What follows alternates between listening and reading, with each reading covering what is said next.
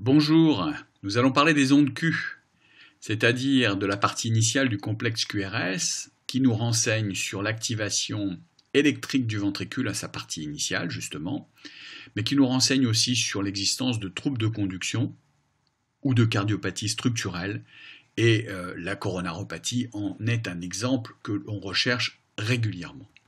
Alors rappelons-nous l'aspect des complexes QRS. Ces complexes débutent en général par une déflexion. Lorsqu'elle est négative et petite, on l'écrit en minuscule. En voici des exemples. Et lorsqu'elle est plus importante, on l'écrit généralement en majuscule. Et elle traduit quelque chose qui n'est plus physiologique, mais pathologique. Et nous allons essayer de faire le distinguo entre tout ça. Pour cela, il faut se rappeler comment le ventricule gauche et droit sont dépolarisés. Comment sont-ils dépolarisés? Ils sont dépolarisés à partir du septum, le bord interne du ventricule gauche. La dépolarisation débute vers la droite, sous forme d'un courant de charge positive qui s'éloigne du ventricule gauche. Donc comme il s'éloigne du ventricule gauche, si je mets une électrode en V6, je vois une petite onde Q initiale qui traduit ce courant de charge négative, qui est l'équivalent d'un courant de charge positive qui s'éloigne de moi.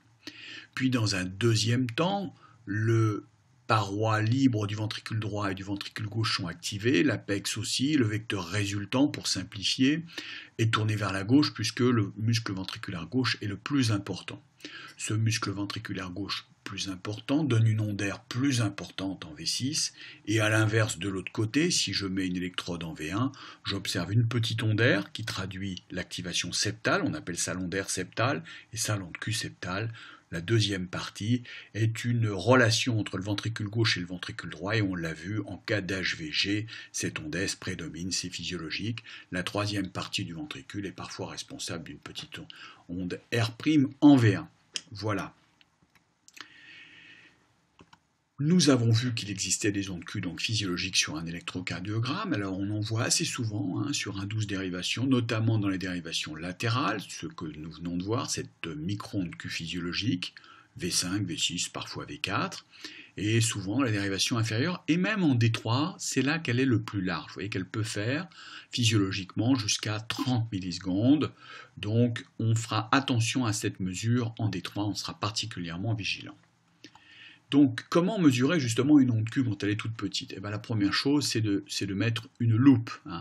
Une loupe, c'est-à-dire un agrandissement, et d'utiliser les techniques qui sont en vigueur. Là, je voudrais féliciter le Minnesota Code, et voilà, M. Prineas, qui est un expert de la mesure de l'électrocardiogramme, et qui nous a appris à mesurer exactement tout sur un tracé électrique depuis le début du QRS, le QT, et les ondes Q. Vous voyez qu'ici, les ondes Q, si je prends une marge tracée au stylo assez large, je risque de sous-estimer l'onde Q si je la mesure ici par rapport à ici. Donc je me souviens que selon le Minnesota Code, je dois tirer un trait horizontal et mesurer cette durée du QRS ici. Si bien que si je le fais ici, je vais trouver environ 25 millisecondes, alors que si je le fais là, je vais trouver 20 millisecondes. On voit bien que ces 5 millisecondes peuvent avoir un tout petit impact, mais un impact néanmoins dans certaines conditions où il faut classer ces ondes Q et les mesurer par rapport à un référentiel. Donc voici une femme obèse, assise, dyspnéique, qui nous a posé problème car nous avions pas mal d'ondes Q sur cet électrocardiogramme. Donc je vous propose de les regarder soit en appuyant sur pause tour à tour, soit en vous laissant conduire.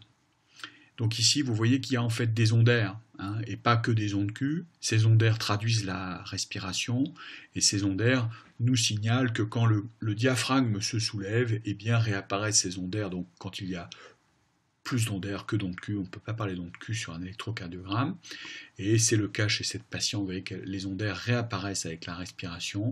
Ce sont des ondes Q entre guillemets positionnelles qu'on ne doit pas appeler comme telles. Donc ce patient a l'air d'avoir des ondes Q en V1, V2, V3, vous voyez, il a une insuffisance mitrale sévère, on se pose la question d'un trouble de conduction, on se pose la question d'une séquelle d'infarctus, surtout en cas d'insuffisance mitrale, Et là, si vous n'avez pas un agrandissement, là encore, de la région, ce que je vais vous faire, vous risquez de prendre ces ondes R pour des ondes Q, tandis que si vous agrandissez, vous voyez qu'il existe des ondes R quand même qui dépassent le quart de milliseconde, donc ce sont bien des ondes R, et donc pas une séquelle d'infarctus, même si ces ondes R sont un peu rabotées, comme on peut le voir dans les pathologies mitrales. Donc onde R rabotée n'est pas synonyme d'onde Q. Voici un exemple où dans les dérivations D1VL, j'ai fléché des ondes Q pour le coup. Ce sont des grandes ondes Q et je vous pose la question, sont-elles des ondes Q de nécrose? Pour répondre à cette question, il faut commencer par lire l'électrocardiogramme, comme toujours. Hein. On le lit de la gauche et de bas en haut, puis on passe là, on passe là et on passe là. Là, on voit que si on commence à regarder les ondes P en D1, on voit que l'axe de l'onde P est négatif en D1. Ça lui fait un axe à 126 degrés, c'est pas du tout physiologique. La deuxième chose, c'est qu'on voit un aspect QS ici qui est très différent de ce qui se passe en V6. Or, les dérivations D1VL, V6 sont similaires d'ordinaire. Donc il y a peut-être un défaut d'électrode qu'il faut évoquer, et c'est le cas ici quand tout à la fois est négatif, P et QRS, il faut évoquer l'erreur fréquente, presque 10% des électrodes, des tracés ECG comportent cette erreur qu'il faut bien connaître. Là, vous avez encore des ondes Q négatives en D1VL, vous voyez, mais il y en a beaucoup des ondes Q cette fois-ci. D1 ressemble à V6, donc je ne vous fais pas le coup de l'inversion d'électrode. De quoi peut-il bien s'agir? Et bien à nouveau, vous voyez que l'onde P est négative, donc c'est curieux pour un cœur. Hein. Est-ce qu'il n'y aurait pas quelque chose de bizarre? Soit c'est le thorax qui n'est pas à sa place, soit c'est les électrodes qui ne sont pas à sa place. Et là, je pense que c'est le thorax qui n'est pas à sa place, vous voyez, parce que plus on s'éloigne de V1, moins il y a d'ondes R. Hein. Et ceci ressemble à ça. Donc les électrodes sont bien en place, simplement c'est le cœur qui n'est pas à sa place.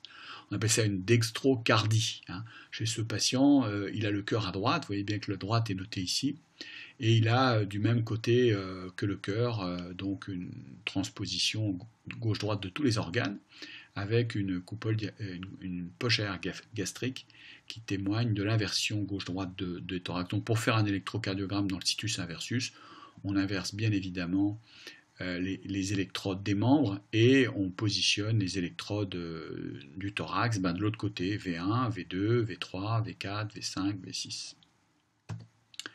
Alors ce patient, ou ces patients plus exactement, posent problème assez fréquemment. On voit des ondes Q un peu disséminées de V1 à V3, mais ça s'arrête en général, ça ne va pas plus loin que V1, V3, voire V2. On a un aspect QS comme ça, avec des ondes assez profondes, et on se demande s'il n'y a pas une séquelle d'infarctus. Hein. Donc pas évident, hein. C'est pas évident du tout, surtout qu'il y a des troubles de la polarisation. Ce patient pourrait avoir des ondes Q inversées dans le cadre d'une séquelle d'infarctus, mais ce n'est pas le cas. Ce n'est pas le cas ici, parce que le diagnostic différentiel de ces ondes QS en V1, V2, V3, c'est l'HVG, l'hypertrophie ventriculaire gauche, qui déplace vers la gauche la zone de transition. La zone de transition est c'est-à-dire quand l'onde R devient plus grande que S, vous voyez que c'est ici V5, V6, et c'est souvent déplacé vers la gauche et on a des ondes très rabotées. Et comment faire le diagnostic? Eh bien là c'est vraiment impossible sans échographie, hein, quasiment. La certitude c'est l'échographie, vous voyez qu'il n'y a pas photo. Il existe un muscle épais, là vous avez la paroi libre, là vous avez le septum et tout ça bat très très bien, il y a une belle contractilité. Et ce muscle est épais, donc il s'agit d'HVG, il n'y a pas de séquelles de nécrose. Vous voyez, ceci peut se faire au lit du malade, comme on l'a fait ici, il n'y a pas longtemps. Donc, onde QS, parfois HVG en V1, V2, V3, et il faut souvent un échographe ou des grands vecteurs de dépolarisation pour s'en assurer. Ce patient a une HVG majeure, cette fois-ci, il n'y a pas photo, les QRS sont très très grands. Vous voyez qu'en D1, je fais largement 20 mm, hein, le calibrage est bien fait.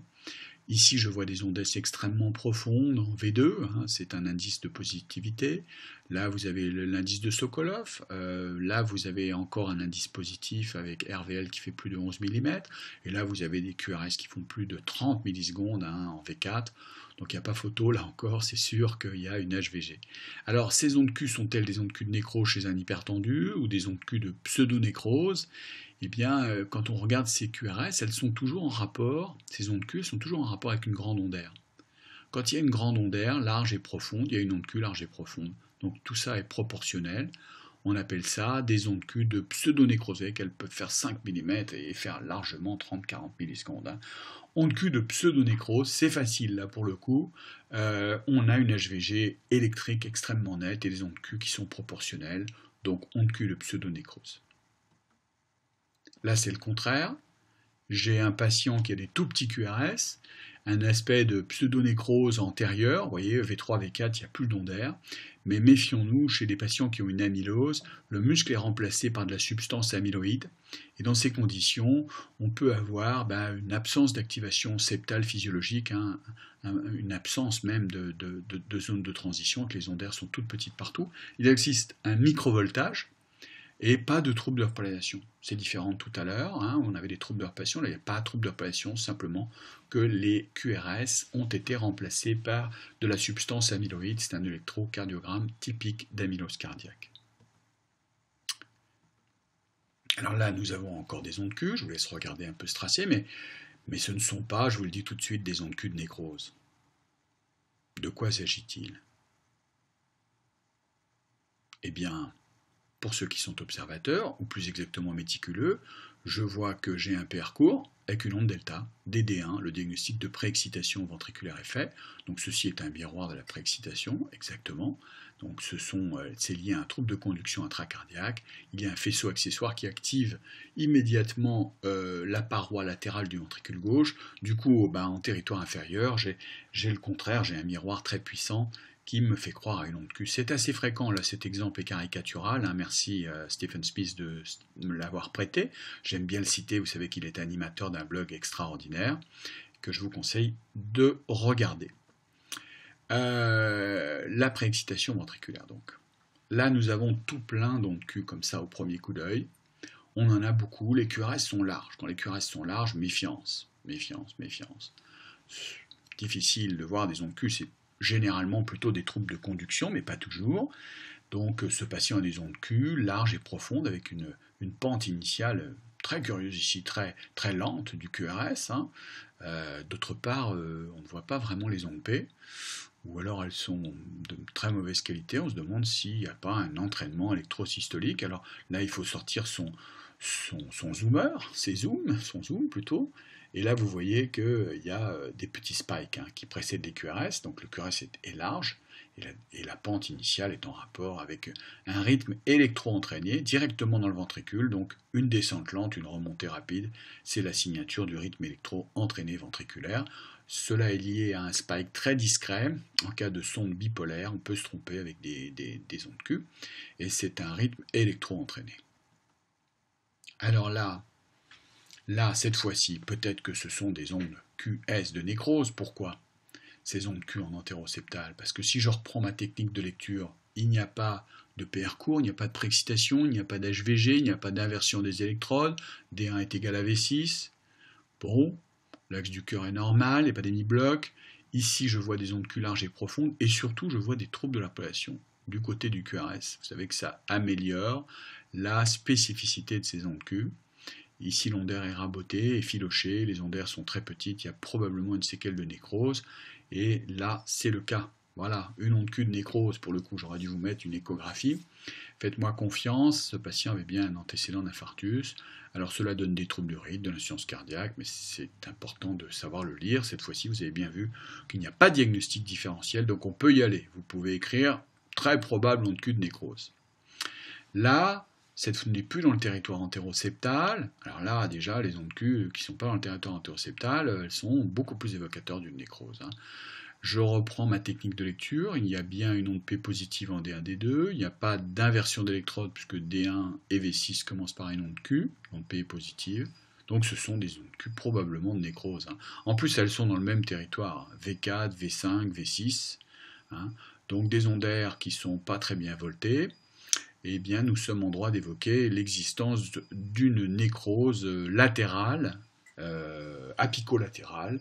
Ceci est relativement très évocateur et ne pose pas la question d'un diagnostic différentiel. Voilà. Ici, nous avons un bloc de branche gauche, mais est-ce que par hasard, cette onde Q que je vous ai signifiée pourrait témoigner d'une séquelle de nécrose.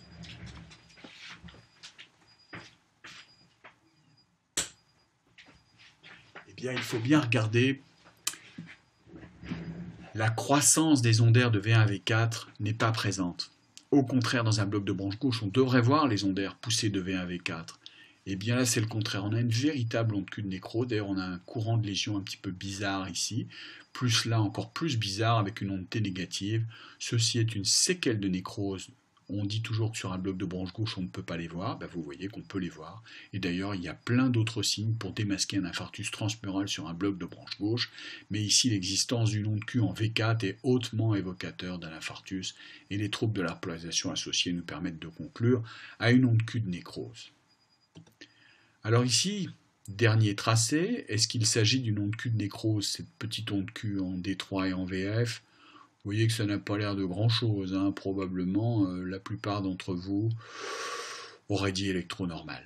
Eh bien, il faut prendre du temps, il faut regarder ces ondes Q, il faut les mesurer comme on l'a fait au début du topo, et nous allons utiliser le Minnesota Code pour interpréter ces ondes Q qui font 40 millisecondes en D3, donc c'est plus que 30, et 40 millisecondes en VF, et c'est plus que 20. Donc déjà, ça devient suspect. Alors, regardons ce que nous dit le Minnesota Code dans sa version actualisée de 2010. Vous savez que c'est la technique d'interprétation des électrocardiogrammes. C'est un travail gigantesque.